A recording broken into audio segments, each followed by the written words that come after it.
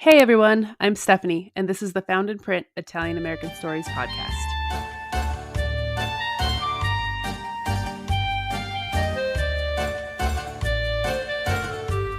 Welcome to part 2 of Angelina Garramone's story. Let's do a quick recap of part 1 because there were a good amount of people introduced and a lot of important events that were covered. So, of course, we were introduced to Angelina and discussed her early life with Luigi, their babies, their families, and Angelina suing people who accused her of wanting to kidnap their men. Just kidding. We also went over Angelina's two scams, her piano scam, where she would rent a piano from a company and then turn around and sell the piano for a profit, and of course the big scam, which was Angelina's real estate. And do I dare call it a business? But regardless, it was her real estate business scam. And of course, in this scam, she would unfortunately take advantage of her fellow Italians by buying their properties for a cheap price, then turn around and sell the property for a profit. Then we discussed the life and death of Dorinda Salante and how Angelina was the main suspect in Dorinda's murder.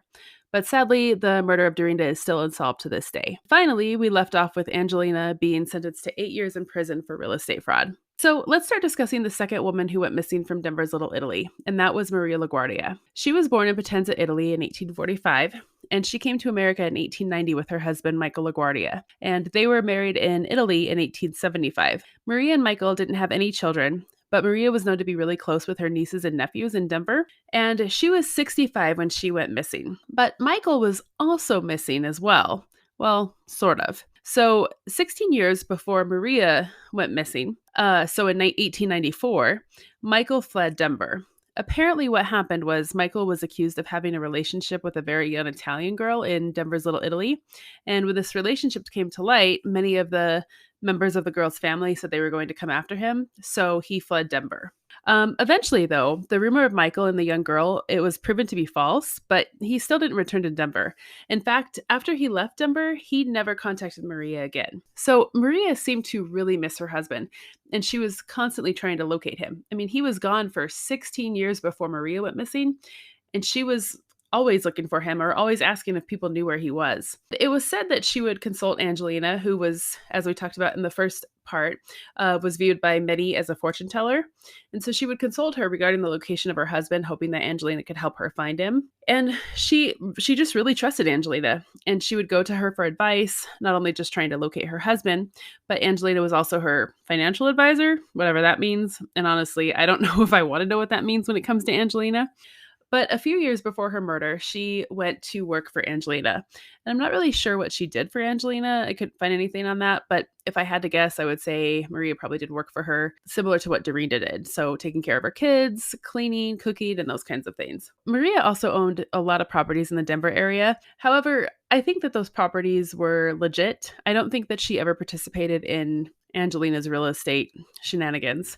And Maria was also known to carry large amounts of money on her most of the time. And to hide this money, or I guess just how she preferred to carry it around, she would sew the money into her clothes by making hidden pockets. Maria's story, it kind of breaks my heart, to be honest with you. There is no evidence, like I said, that she participated in any of Angelina's fraud. She didn't seem to harm anyone. And really, she just seemed like a sweet lady who wanted to find her husband. And like I said, she really trusted Angelina to look out for her, to help her find her husband. And I think one of the biggest reasons that she trusted Angelina was her goddaughter. I mean, that's a close relationship. And we'll get into what happens to Maria. But when you think of the fact that Maria was Angelina's godmother, it's heartbreaking. So let's get into Maria's disappearance. In August of 1910, Angelina approached Maria and told her that she knew where her husband was and that she would take her to him. She told Maria he was hiding in some mines near Golden, Colorado, which is a town west of Denver. Angelina then bought 4 train tickets to go to Golden the next day. The tickets were for, of course, Angelina and Maria, but Angelina also brought her friend Concetta Forgione and Concetta's daughter Stella. And the next day, Maria was spotted by a few witnesses boarding the train with Angelina and the other 2 ladies. And sadly, this was the last time Maria was seen alive. Maria LaGuardia's nephew, Dominic, and a well-known Italian interpreter, Clyde Casadente, were really the first ones to sound the alarm that Maria was missing. Dominic was starting to get worried when he couldn't find his aunt, and he reached out to Clyde for help. So Clyde agreed to help Dominic and actually ended up searching for Maria for almost a whole year. They searched hospitals and asylums for Maria, and they asked around Little Italy to see if anyone knew where she was. And when they couldn't find her, they went to the authorities, basically saying that they were pretty sure she was taken and murdered. And they were certain that Angelina was somehow involved. So Clyde was, for some reason, concerned with all the missing Italians in the Denver area. And he took it upon himself to investigate a lot of those disappearances, including Maria's. And I only say for some reason because it's not really clear what his motives were. In one article I read, it said that he was basically a concerned citizen, which is great. Like, he's a part of Little Italy. He's worried about his fellow Italians. He should absolutely be concerned. But there's also another theory out there that was floating around that said that he was determined to take Angelina down for her actions in Little Italy. So, and I don't know, he was kind of a sketchy guy, and we'll talk about that in just a little bit. And so he was quoted in a Denver Post article saying that he had a lot of trouble getting his fellow Italian neighbors to speak to him. But once Angelina was arrested for forgery and sentenced to prison, people finally started opening up to him. The article also claimed that when Clyde would ask some of the Italians in the Little Italy about Maria's whereabouts, they would say nothing, but they would, quote, shrug their shoulders and make suggestive movements of the hand across the throat. So, like I said, he's an interesting fellow. He was born in New York City in 1878, and his family eventually moved to Clyde.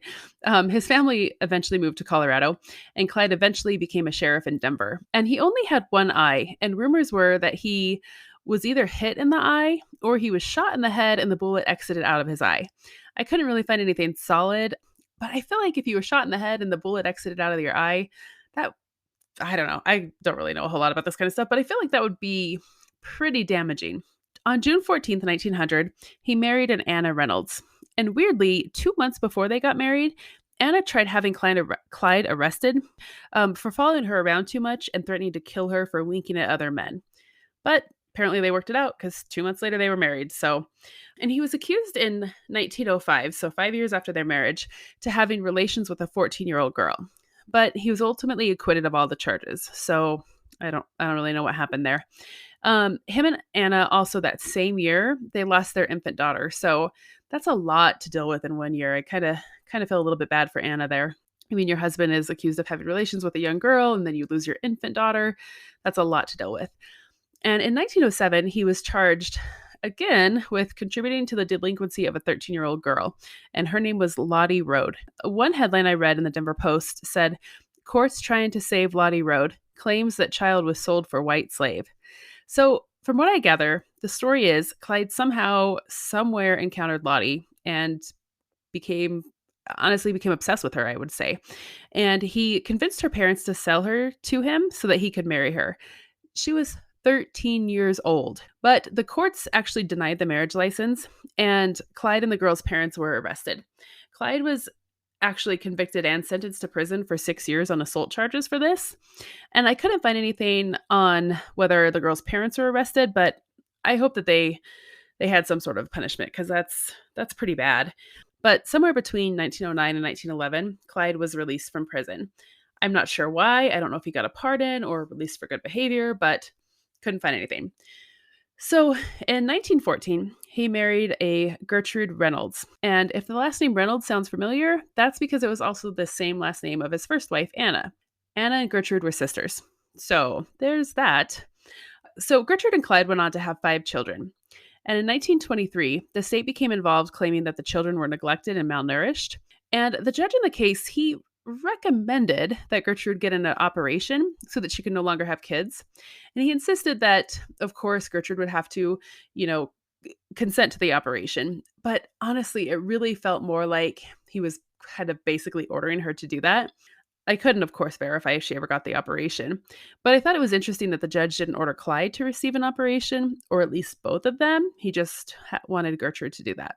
So again, like I said earlier, I don't know if Clyde was just interested in these cases or if he had an ulterior motive to seek revenge on Angelina. But back to Maria LaGuardia and her disappearance. So on August 4th, 1911, body parts suspected to be that of Maria LaGuardia's were discovered in a gulch near Golden, Colorado.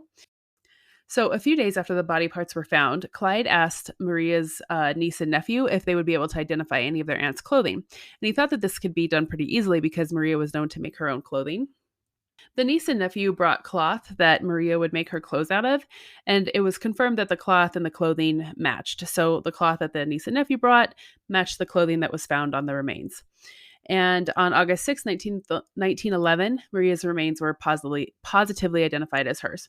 Maria's nephew and niece were so upset and ready to see justice for their aunt that they told the authorities they were willing to sell their property in order to prosecute those responsible. And Clyde and Maria's nephew Dominic, they were actually the ones to determine when Maria was last seen. So Denver has an annual feast day called St. Rocco's every year, and the festival actually started in Denver in 1893, and it still happens today.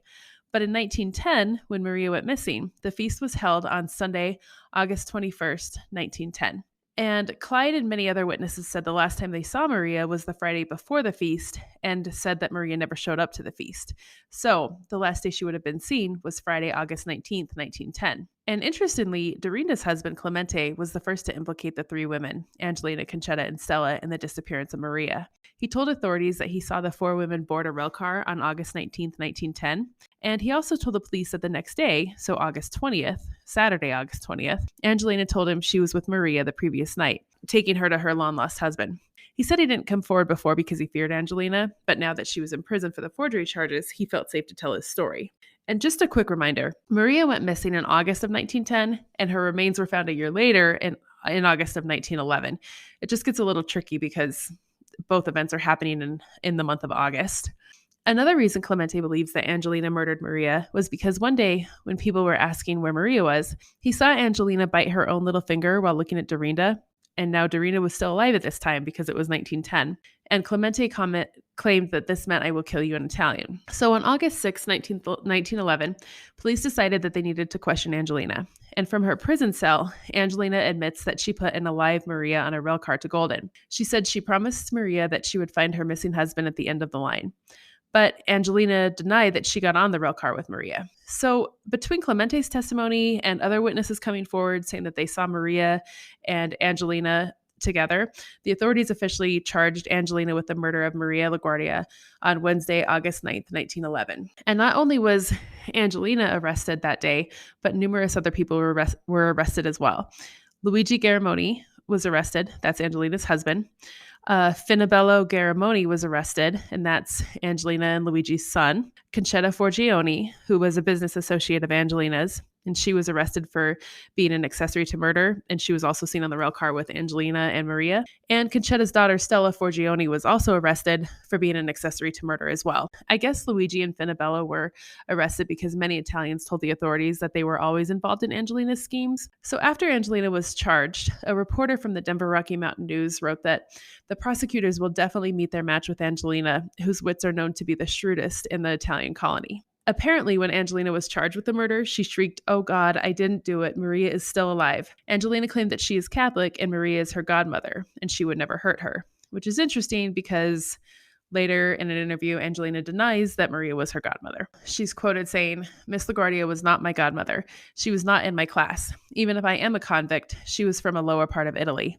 I have known her for about 17 years, but I never went to her home." So here's my thoughts on this comment of Angelina's. Her and Maria were both from Potenza, Italy. So they both came from the Basilicata region. So I don't know if Angelina was just trying to separate herself from Maria at this point, or I don't know if maybe she came from a more wealthier family in Potenza, or possibly she thought of herself as higher than Maria when it comes to being an American, because Angelina's family was pretty successful when they came to America. They both came from the same region in Italy, so I don't know if I think she's just trying to separate herself from Maria at this point. She also pointed out in another interview that she would have no reason to steal $700 from Maria when she has thousands in the bank. So spoiler alert here, that when Angelina does kill Maria, she actually steals money from her as well. I personally do believe that Maria was her godmother. She admitted it herself in numerous interviews with reporters, and many witnesses said that Maria was her godmother. So let's dive into the actual murder of Maria LaGuardia. Like I said earlier, Maria's body was found near Golden in August of 1911.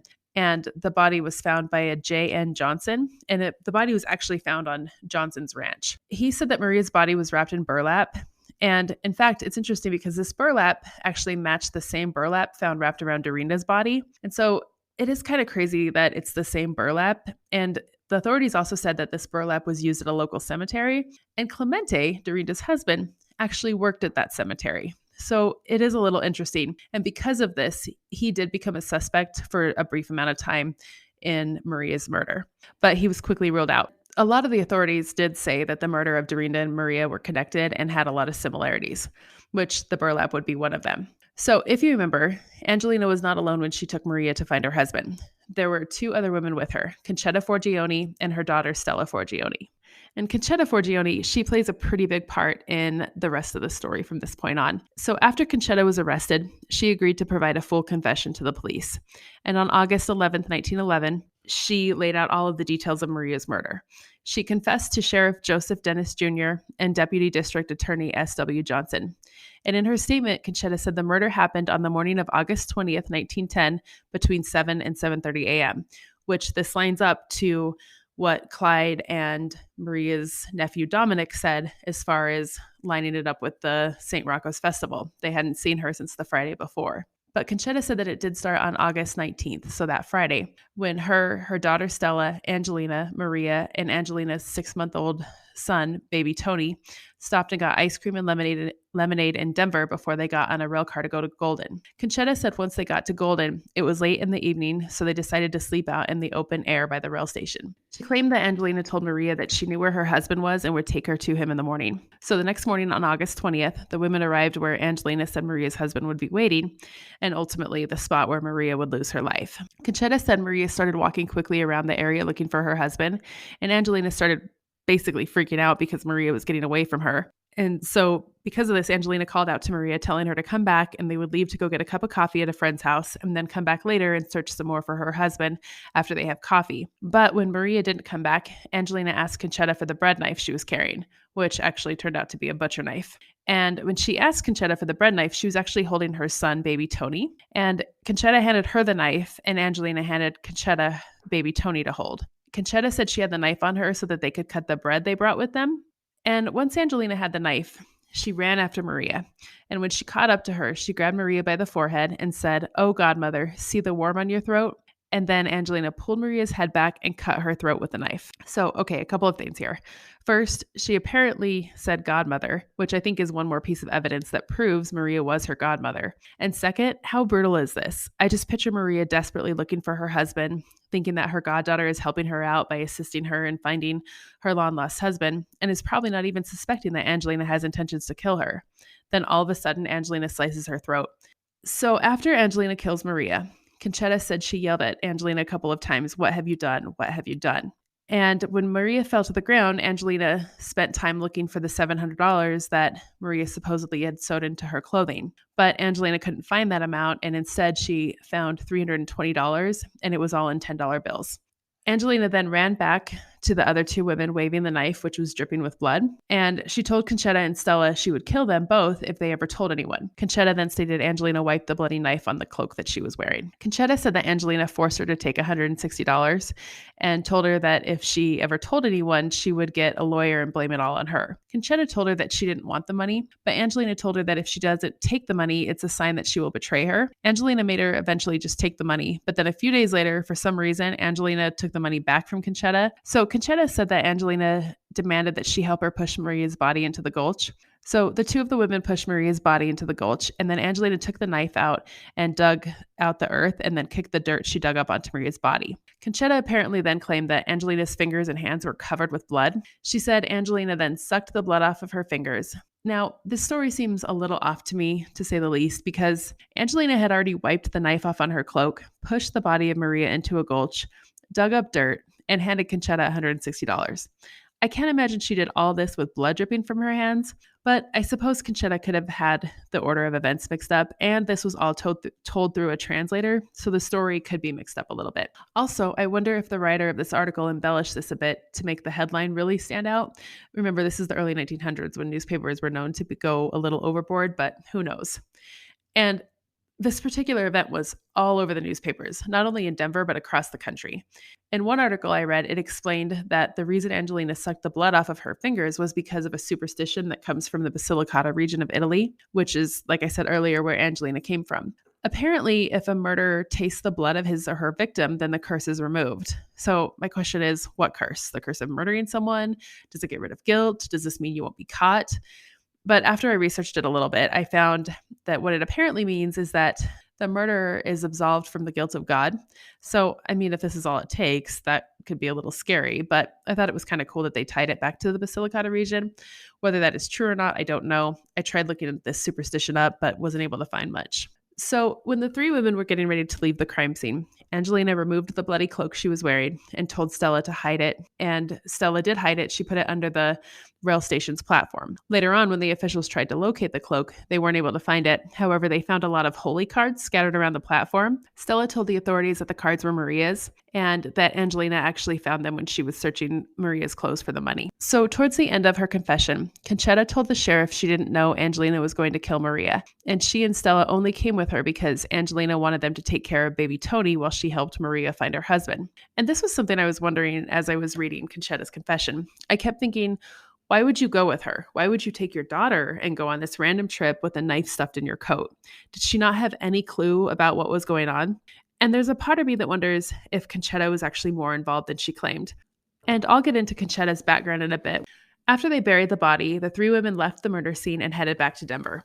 Stella went on her own way, and Conchetta stated that she and Angelina went to the West Side Court so Angelina could appear for her court hearing regarding her fraud charges. At this point, you would think that Angelina would be wondering, what has happened to my life?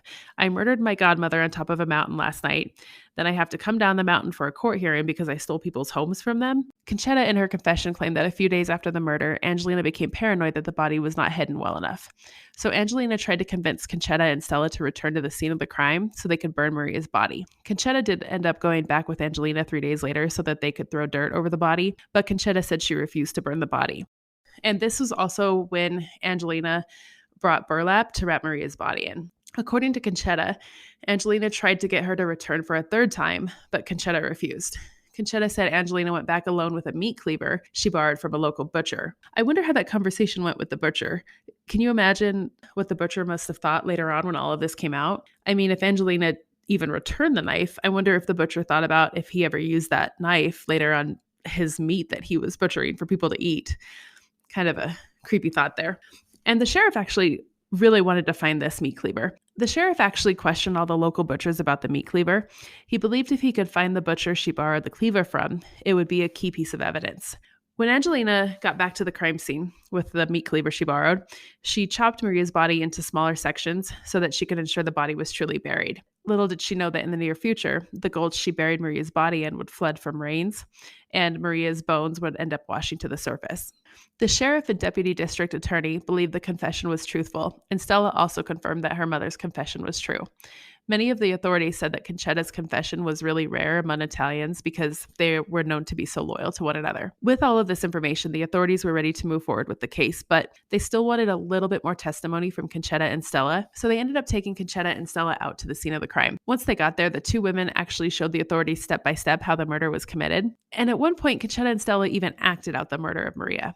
So Conchetta was Maria and Stella was Angelina, and Stella took a stick and pretended to cut the throat of Maria, but this was her mother's throat. And I have to admit, the description of this moment just gives me shivers. The fact that they so freely acted this out and Stella pretended to cut her mother's/Maria's throat was a little chilling. But after acting all of this out, they returned to the police station. And at this point, Conchetta kind of starts freaking out a little bit, and she's pleads with the sheriff to keep Angelina in jail. She said that she feared Angelina would kill her and her daughter, but the sheriff told the women that Angelina was locked away and could not get to them. But Conchetta just cried and said, "It doesn't matter, she'll send someone to kill us." So at this point, Conchetta is really scared and kind of freaking out because she's confessed. She's basically turned on Angelina. But I do want to give some quick background information on Conchetta.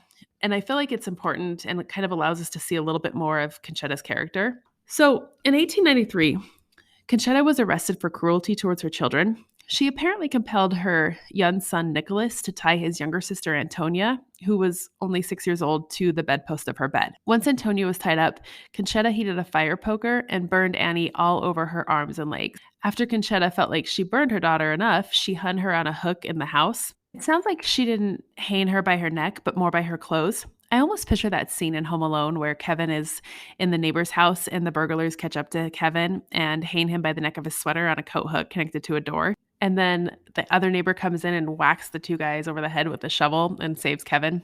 That's what I picture. I don't know if that makes sense, but a neighbor was actually the one to find Antonia. Apparently, this neighbor could hear the girl crying and screaming and came over and rescued Antonia. Conchetta and her son were both arrested for this, and Conchetta ended up blaming her son for the whole thing and said she had nothing to do with it. But Nicholas said the only thing that he did was tie her up with the rope. The girl did survive, but she was in the hospital for weeks trying to recover from all of her burns. I can only imagine how terrible that was. And Conchetta was actually only sentenced to 6 months in jail, but Nicholas, who was only 10, he was sent to reform school for 3 years. I mean, he had to go away for 3 years and she only got 6 months.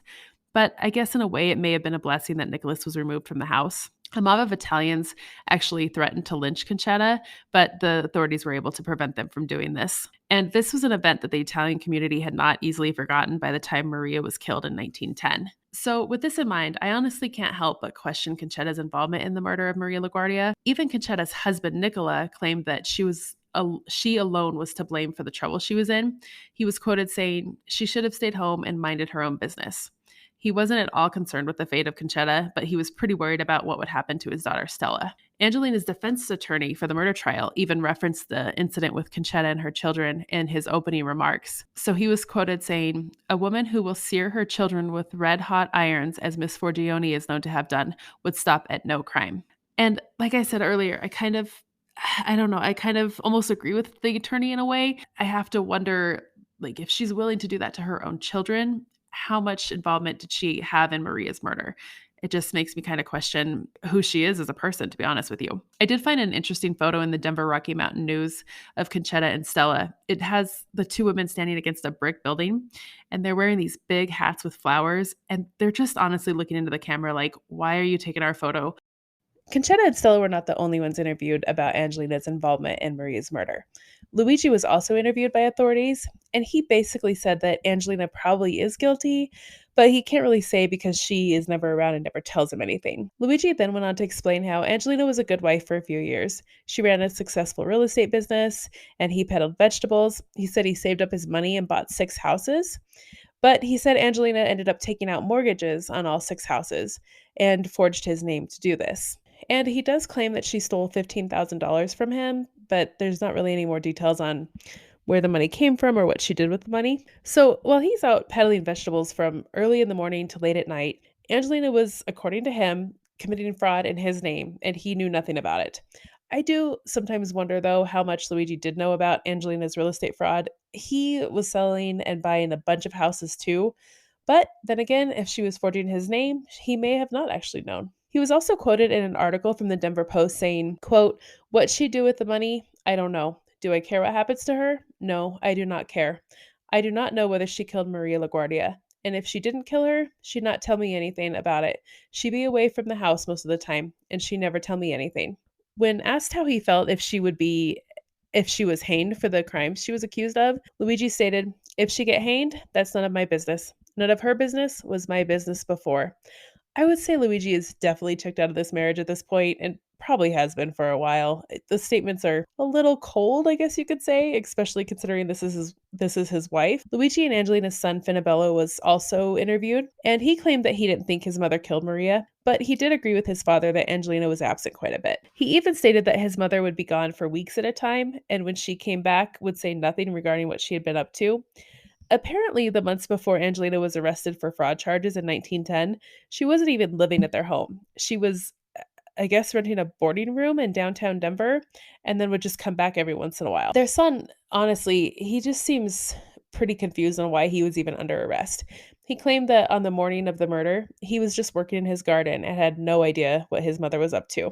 Angelina was officially charged with the murder of Maria, and her trial was set to begin on November 21st. This meant that Angelina would be leaving the prison, which was located outside of Denver, and she would be temporarily relocated to the Denver jail. This made a lot of the Italians in Little Italy nervous that Angelina would be in close proximity to them again, but the sheriff tried to assure them that she would still be locked up, but their biggest fear was that Angelina would put the curse of the evil eye on them. I bet they were also nervous about just seeing Angelina in the courtroom, and if they were worried about the evil eye, I would bet a lot of the Italians just steered clear of the courtroom, and honestly, probably the courthouse. The state opened its case by introducing the bare bones of Maria and the bones that still had clothes attached to them. And the state opened up with this because there was some questions about whether or not Maria was even dead, and they basically said that this was evidence of her death. A lot of newspapers reported that Angelina either laughed or smiled when the state showed the bones of Maria. If this is true, that's not a great look for Angelina, and I would hope her attorney would tell her to knock it off or even have prepped her to not laugh during the murder trial. I mean, that's not something you want to do, is laugh at the bones of the woman who was murdered. The first witness that was called by the state was J.N. Johnson. He owned the ranch where Maria's remains were found. Johnson said that on August 4th, 1911, he found a shoe containing a human foot, and as he looked around further, he found a skull which still had hair attached to it. During one part of his testimony, he said that he had found the remains on, quote, the most isolated part of his ranch. And this statement just made me think of poor Maria. She was 65 years old. She'd been looking for her husband for years. And because of her constant looking for her husband, she was killed and left in such an isolated place. It's just such a bleak situation. And Maria just seemed so sweet. H.S. Burton was the next to testify, and he was the county coroner. He claimed that the remains were definitely human, but he couldn't determine the sex. This testimony of the county coroner completely squashed Angelina's defense attorney's idea that nobody had even determined if the bones were human or not. I mean, come on. They found the skeleton of a human foot inside a shoe. Sounds pretty human to me. Annie, the niece of Maria, she took the stand and testified how she was able to identify the clothing and the shoes that were found with, or I guess on the remains. She even recalled a story where she would help her aunt lace her shoes when she was not feeling well. I just thought that this was a sweet story and kind of conveyed the closeness that Maria had with her niece and nephew. Dominic, Maria's nephew, he testified as well, and he told how Maria's husband Michael had fled Denver, but he also told the court how he searched for his aunt after she disappeared and couldn't find her anywhere. And of course, our Conchetta Forgione took the stand as well. And she had an interpreter during her testimony. She basically repeated the same confession that she told the sheriff. And apparently, during her testimony, she kept her eyes down and avoided looking at Angelina, who apparently kept saying, she lies, under her breath.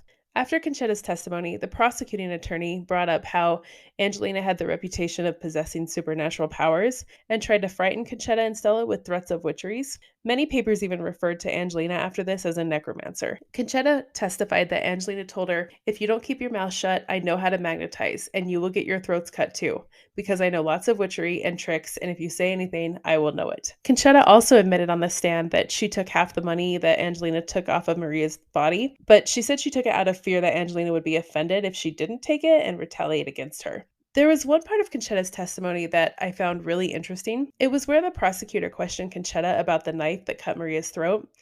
And here's part of that exchange between Conchetta and the prosecutor.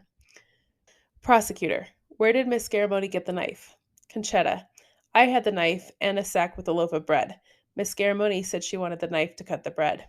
Prosecutor: "Who gave her the knife?" Conchetta: "I did. I thought she was going to cut the bread." Prosecutor: "When Miss Garramone took hold of Miss LaGuardia, what did Miss LaGuardia say or do?" Conchetta: "She didn't say anything. She didn't have time before her throat was cut." Prosecutor: "Did she make any noise?" Conchetta: "No, she just coughed." Prosecutor: "What did Miss Garramone do after Miss LaGuardia fell down?" Conchetta: "As soon as the old lady fell down, she bent over her and got the money out from her clothes." This part of the testimony felt cold to me. Hearing it told in this matter-of-fact way makes it feel just even more devastating, especially the part where she describes Maria falling to the ground. Stella also testified, and the prosecutor began with more of the witchery and necromancer talk. He had Stella look at and identify a petrified badger foot and a hawk's claw. He asked Stella how familiar she was with these two items, and Stella told him that Angelina actually gave them to her and her mother as good luck charms, but Stella said they never worked and that she just no longer believes in spells and witchery. So I'm not really sure why the prosecutor brought this up, unless he's just trying to prove that he believes Angelina dabbles in witchery and is a necromancer. Also, maybe so the jury would fear Angelina or not trust her. According to the Denver newspapers, Stella was the most convincing witness for the prosecution. When the prosecutor asked Stella about immunity, she denied that she was promised immunity for her testimony, which probably gave her a little more credibility with the jury. She also claimed that she didn't come forward earlier about the murder because she feared Angelina would cut her throat. Clover, which was the defense attorney for Angelina, he also questioned Stella, And he basically had the same questions as the prosecutor. However, he did ask Stella, "Do you know that Miss Garamoni might be put in prison or might be hung because of what you say?" This question was objected to and sustained, so Stella didn't have to answer, and she didn't answer the question. When Clover questioned Conchetta, he also asked her about the moment Angelina cut Maria's throat. And under her testimony, Conchetta didn't mention that Angelina licked the blood off of her fingers. She said instead that Angelina washed her hands off in a ditch nearby. I just thought that it was interesting that her testimony changed. Like I mentioned before, the fact that Angelina licked Maria's blood off of her fingers was all over the newspapers. Clover also asked Conchetta if Angelina ever talked about fortune telling, and Conchetta simply answered, "No, sir." Clover did, however, try to discredit Conchetta by bringing up her previous crime of assault against her children. He asked her if she was ever convicted of a crime. The prosecutor objected to this question, but Conchetta was allowed to answer, and she actually answered truthfully. So the jury did know Conchetta's background, and honestly, I was actually surprised she answered this question, but I guess she wasn't the one on trial, so she probably didn't really have any reason not to answer it, I guess. Clover's main defense was trying to prove an alibi for Angelina. He tried to say that Angelina was in his office discussing her forgery charges when the murder apparently happened. When he asked Conchetta if she accompanied Angelina to his office that morning, so the morning that Maria was murdered, she quickly shut him down with a quick, "No, sir." He followed it up with questioning Conchetta if she posted bond for Angelina that day, and Conchetta responded yes, but that it was not in the morning, it was later in the day. So after the murder, I guess, which he's trying to prove that Maria was in his office that morning. And Conchetta kind of disproves that. But ultimately, Clover really didn't get anywhere with trying to prove an alibi for Angelina. The prosecutor was also able to dispute this alibi by providing a witness who worked at the Industrial School of Golden.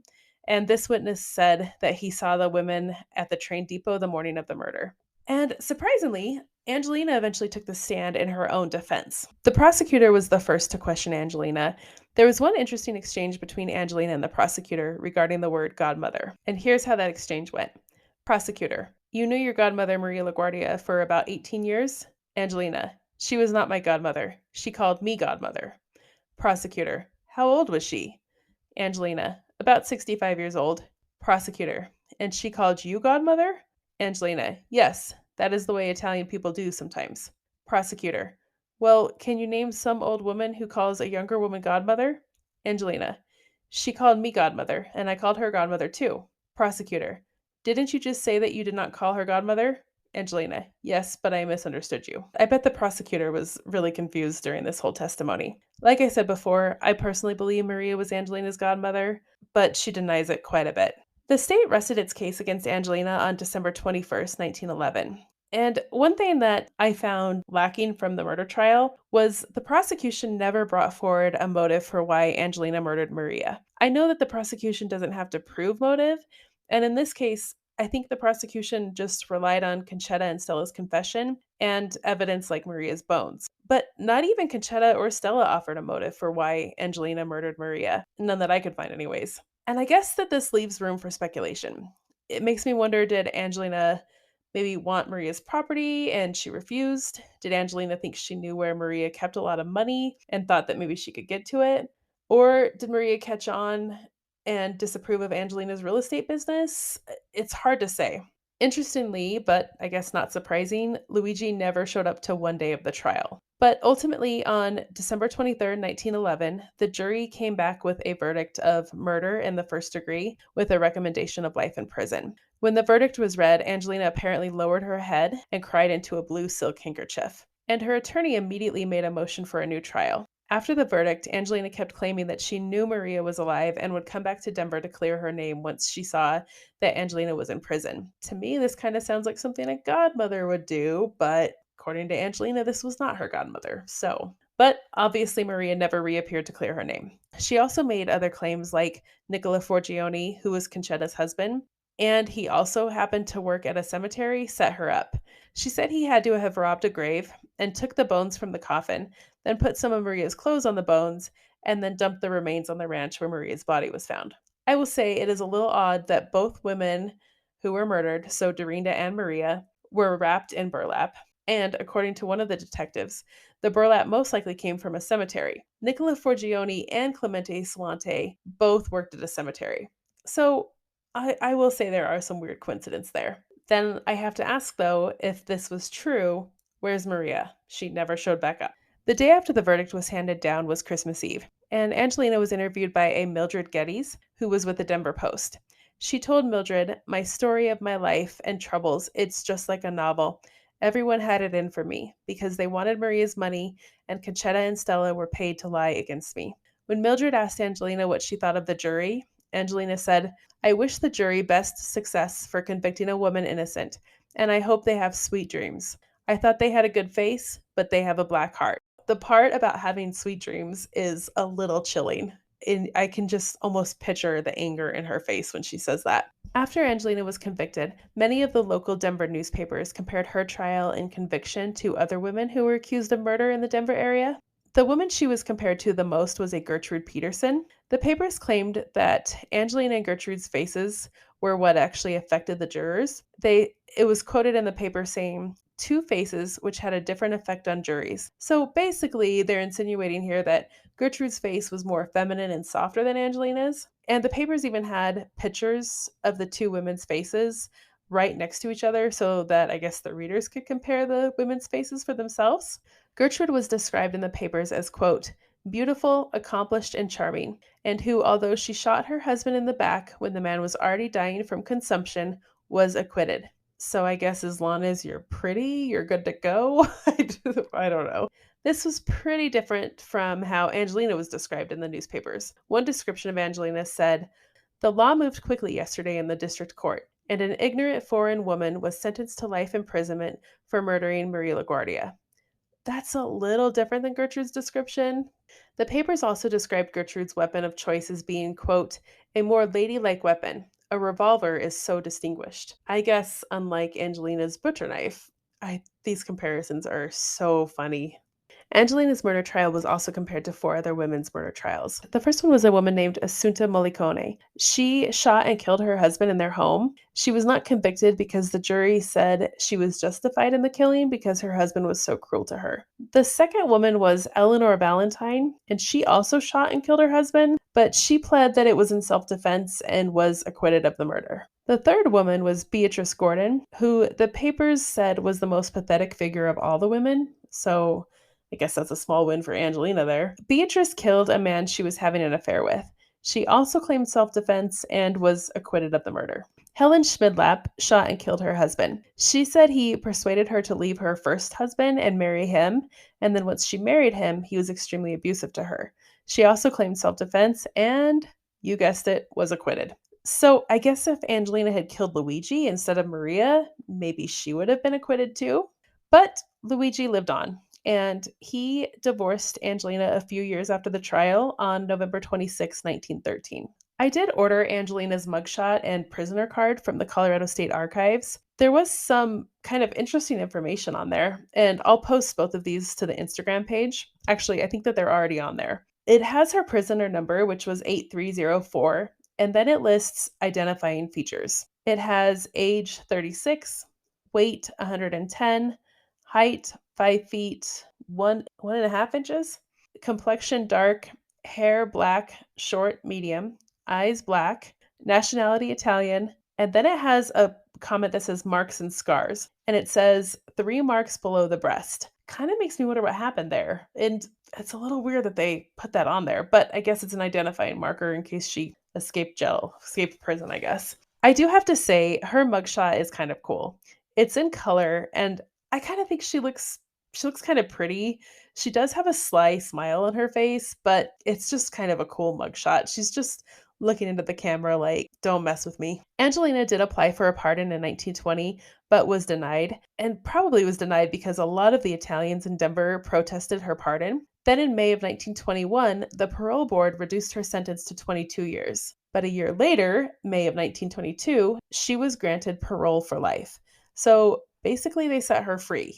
And in October of 1922, at the age of 47, Angelina walked out of prison a free woman after serving only a little over 10 years for the murder of Maria. So at this time, Angelina was not the only criminal to be pardoned. Governor Oliver Shoup, he pardoned numerous other criminals, and officials actually referred to it as, quote, an orgy of loosing convicted criminals upon the people of Colorado. So basically, the governor randomly paroled criminals ranging from murderers like Angelina to bank robbers. The Fort Collins Express reported that after these pardons, Shoup received a lot of approval and support from gunmen, bank bandits, bootleggers, and second story men. Second story men are actually burglars who enter through an upper story window. I had to look that one up. I've never heard that term before. So, I mean, of course, he received support from criminals. They had hope that they could get out of prison if they ever got busted for their crimes. When Angelina was pardoned, she feared the Italian community in Denver would seek revenge upon her, so she immediately fled to Youngstown, Ohio. And the judge who proceeded over Angelina's murder trial was not happy that she was released. He actually advised against her 1920 pardon, but said that he was never told of her release in 1922. But when he did find out about it, he said that it was probably wise for her to leave Denver. I don't know why Angelina went to Ohio. I don't know if she had any connections in Ohio at all. I did research this quite a bit, but couldn't find much except I did find an obituary in the Columbus Dispatch, which is a paper from Columbus, Ohio, and the obituary was for a Filomena Lasasso, who was 88 when she died in 1933. Angelina's mother's name was Maria Filomena Lasasso, but I don't know if it's actually her or not because the dates and ages don't add up exactly. Angelina's mother was born in 1840, so that would have made her 93 in 1933. However, her birth record may not be accurate. Sometimes I've noticed when I'm doing genealogy work or research, the birth dates and years can vary by a few years, especially in the 1800s. But I'm pretty sure it's not Angelina's mother because Angelina said she died in 1915. So I don't know. That was really the only connection I could find when digging through the websites, the newspaper websites, to Angelina in Ohio. It's definitely not Angelina's obituary. I mean, she could have used a fake name, but Angelina would have been 57 in 1933, so it's definitely not her. Angelina had a few theories of her own regarding who framed her and who murdered Maria. She thought maybe Maria's nephew Dominic Tito murdered Maria because he owed her $1,500 and didn't want to pay it back. Clyde Casadente was another suspect in Angelina's eyes. She thought Clyde would get money from Dominic if he helped Dominic pin the murder on Angelina. And one last theory is she also thought many in the Italian community sought revenge against her for losing their money and the real estate transactions they entered into with her. So I don't know. She had quite the varying theories there. But regardless, she was paroled. So Luigi lived out the rest of his life working in the restaurant he owned, and he passed away in July of 1935 when he was 69. Conchetta and Stella Forgione, after the murder trial, they were fined $1, which would be $31 today, and they each had to spend 1 day in jail. The judge told them that he did not feel that they were very guilty, and the 5 months that they had already served was punishment enough. Stella did run into some legal trouble a few months after the trial. She was working for a company named Colorado Laundry, and one day she received her paycheck, and her check was for $2.35, but she ended up changing that to $5.35. The company, of course, caught on, and she was arrested in 1912, and she served 6 weeks in jail. Stella's crime was compared to Angelina and her crimes. The detective that actually arrested Stella said it was a typical Garramone forgery trick, so that's not great. Stella later married a Francis Jones on October 2nd, 1921. They had one daughter. Her name was Ruth Jones, and she was born in 1913. So this was a few years before they got married, and I don't know if Ruth was Francis's daughter, but from everything I found, it does look like she was. She had the same last name, and maybe she was just born out of wedlock. It's just a little unusual for that time, but definitely a possibility. And according to the 1930 census, Stella and her family moved to Amarillo, Texas. There was a rumor that they moved to Texas because Francis, who was a chef in Denver, had an opportunity to open his own restaurant. And I have a feeling Stella probably just wanted out of Denver at this point. Stella ended up using a few different names. She frequently used Ethel Smith or Ethel Jones, and I guess I see Jones because that was her married name. There were rumors that Stella was ashamed of being Italian, so she Americanized her name. However, there were also rumors that she feared Angelina, and so that could have been part of the reason why she changed her name. After her move to Texas, Stella became completely estranged with her family in Denver, but all accounts show she lived a pretty lawful and hopefully happy life in Texas. She did live the rest of her life in Texas, and she died in 1980. Conchetta ended up staying in Denver, and she passed away in September of 1940. In 1916, Conchetta was in the papers for a car accident that injured her pretty badly, and like her daughter Stella, Conchetta used different names as well.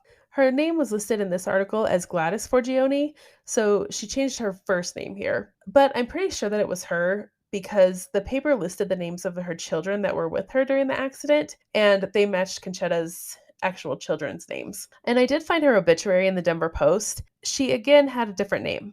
She went by Constance Lemme. Constance Conchetta, I get that one, but she had a different last name. I was able to verify it was her though, because again, all her children were listed in the obituary and the names matched. She was also listed as the wife of Martin Lemme, so apparently she got married at some point. She died in February of 1940 at the age of 77.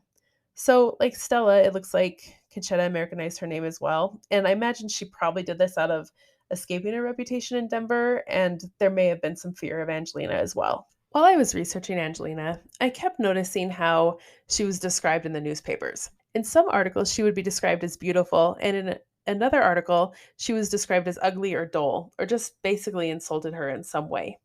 But what bothered me the most was when they commented on her being Italian.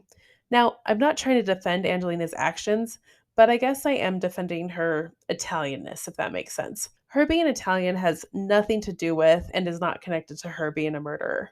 And that is the story of Angelina Garramone. I wish I knew what happened to her after she was released from prison. There's so many questions like when and where did she die? Did she ever go back to Denver? Did she see her kids, her grandkids ever again? I'll keep searching every once in a while to see if something pops up in a newspaper, and if I find anything, I'll do an update. Well, I hope you enjoyed listening to Angelina's story, and I hope you come back to listen to more stories about Italian Americans. See you next time.